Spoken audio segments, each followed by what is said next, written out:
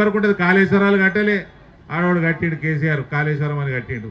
అది ఎంతసేపు ఈ నుంచి ఆడెత్తిపోసుడు, ఆ నుంచి ఆడెత్తిపోసుడు, ఆ నుంచి ఆడెత్తిపోసుడు, వర్షాకాలం రాగానే మళ్ళీ దిగుడు, మళ్ళీ ఎత్తిపోసుడు. ఎత్తిపోసినాక 1 కిలోమీటర్ కెనాల్ కట్టలేదన్న ఇక్కడ. పంపులు, పంప్ హౌజులు, ఎత్తిపోసుడు. ఎడుకోవాలి, మళ్ళీ వర్షాకాలం రాగానే కిందికి రావాలి. 1 కిలోమీటర్ కెనాల్ కట్టలేదు, 1 ఎకరంకి అదనంగా నీళ్ళు అందియలేదు.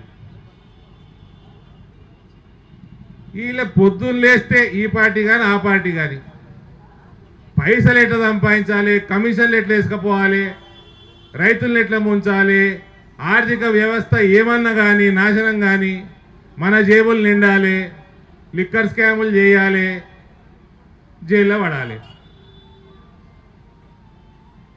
ఇది తప్ప ఒక ఛానల్ వాడు చూపించాడు. నేను కేసీఆర్ని మెచ్చుకున్నా. ఒక టైంలో ఉద్యమం చేసే టైంలో ఆంధ్ర నాయకులకు వ్యతిరేకంగా తెలంగాణ తెచ్చుడు పెద్ద పనే. అప్పుడు పులి ఉండే, పొరగాలు ఏబట్టి పిల్లైండి అన్న. అది కేసీఆర్ పులి అన్న చూపిస్తున్నాడు ఛానల్ వాడు. ఇంకోసారి అట్లా చేస్తే ఛానల్ పేరు కూడా చెప్తా. ఉన్న ఇంతో అంతో టీఆర్పీ కూడా వీక్తుంది. పులి అన్న చూపిస్తున్నాడు కానీ మరి అదే ఛానల్ చెప్తా ఉన్నా, కేసీఆర్ పోరగాన్లకి ఓళ్ళు చేయబట్టయితే కేసీఆర్ నాశనం చేసిండో తెలంగాణని, ఆ పోరగాళ్ళకి కుక్క కూడా ఓటేయదని చెప్పిన ఫ్యూచర్లో. మరి అది కూడా చూపెట్టుంది. కూడా ఓటేస్తారా అండి కేటీఆర్కి, కవితకి? అయిపోయా, కేసీఆర్ శకం ఒడిసింది. ముసలివాడు 75 ఏళ్ళు దాటింటాడు. నెక్స్ట్ ఎలక్షన్కి 80 అవుతాయి. ఉంటాడో పిక్తాడో తెలియదు.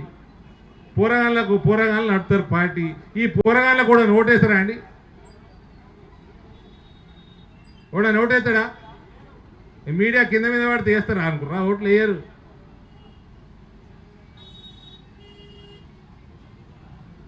కాబట్టి భారతీయ జనతా పార్టీయే మనకి ఏ సమాజంలో అటు రైతులు కానివ్వండి, యువత కానివ్వండి, మహిళలు కానివ్వండి. నేను మన ఎలక్షన్లో చెప్తా ఉన్నా, నా ఒక్క నియోజకవర్గంలో డ్వాక్రా మహిళకి గ్రూపులకి, సెల్ఫ్ హెల్ప్ గ్రూప్స్కి 6,300 కోట్ల రూపాయల రుణం ఇచ్చిండు నరేంద్ర మోడీ. 6,300 కోట్ల రుణం ఉంది నా ఒక్క నియోజకవర్గంలో.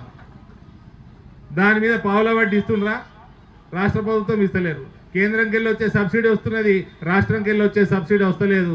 వాళ్ళు పావుల వడ్డీ కట్టేది 7% వడ్డీ కడుతున్నారు. 5% సబ్సిడీ కేంద్రంకి వెళ్ళి వస్తున్నారు. అసలు మీకు నరేంద్ర మోడీ ప్రభుత్వానికి అసలు పొందన లేదు. మీరు చేసిన వాగ్దానాలు లిఖితపూర్వకంగా మీ మేనిఫెస్టోలో పెట్టినవి ఇంప్లిమెంట్ చేయాలి. దీనికోసం భారతీయ జనతా పార్టీ ఎంత దూరమైనా పోతుంది రైతు శ్రేయస్సు కోసం అని తెలియజేస్తూ